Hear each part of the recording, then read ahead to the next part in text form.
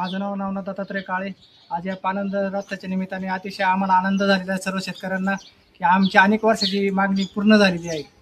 आणि जे आम्हाला अडचणी येत होत्या रस्त्यातून येणं, जरा गायला वज वगैरे आणायचं किंवा काही शेतातला माल न्यायचा आणायचा, खूप मोठी अडचणी येत होती आणि त्यासाठी आम्हाला खूप त्रास होत होता. पावसा पाण्याचं, चिखला पाण्याचं त्रास नाही जात. आता शेतकरी आमच्याबरोबर आहे, त्यांना तो त्रास माहिती आहे. आणि ह्या निमित्त आम्हाला खूप अतिशय आनंद झाला, की आम्ही शब्दात वर्णन करू शकत नाही. त्या निमित्ताने आम्ही सर्व शासकीय अधिकाऱ्यांचे आभार इथे व्यक्त करतो. त्याचबरोबर आमचे ग्रामस्थ सर्व काही जे असतील सहकार्य केले त्यांचे आम्ही आभार व्यक्त करतो.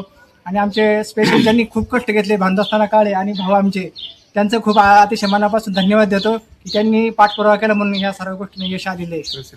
आणि त्याचबरोबर माननीय तहसीलदार साहेब, त्याचबरोबर सर्व तहसीलचे सर्व अधिकारी वर्ग यांचं मी अत्यंत आभारी आहे. आणि असंच इथून पुढे आम्हाला सहकार्य भेटत जाऊ आणि आमचे प्रश्न सुटत जाऊ आणि शेतकऱ्यांच्या पाठीशी सदैव असं सरकार पाठीशी राहावं, आमच्या ही एवढीच आमची अपेक्षा आहे.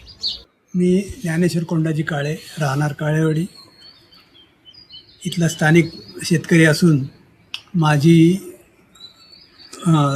2-3 क्षेत्र जमीन तिथे खालच्या बाजूला वाडीच्या खाली आहे. जायला यायला रस्ता नव्हता. आमच्या अर्जाला मान्यता देऊन तहसीलदार साहेबांनी रस्ता मंजुरी करण्यासाठी मंजुरी दिली.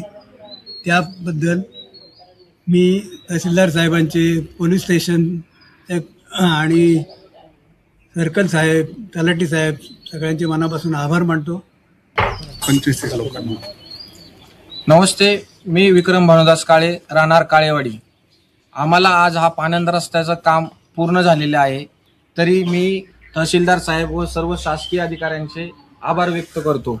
आम्हाला जवळजवळ 20-25 शेतकऱ्यांना ह्या आज झालेल्या पानंद रस्त्याचे खूप सारा उपयोग झालेला आहे. आम्हाला शेतीसाठी येण्या जाण्यासाठी, रहदारीसाठी हा रस्ता खुला करण्यात आज आलेला आहे. आम्हाला खूप सारा त्रास होता. आम्हाला शेतीसाठी जाण्या येण्यासाठी रस्ता उपलब्ध नव्हता.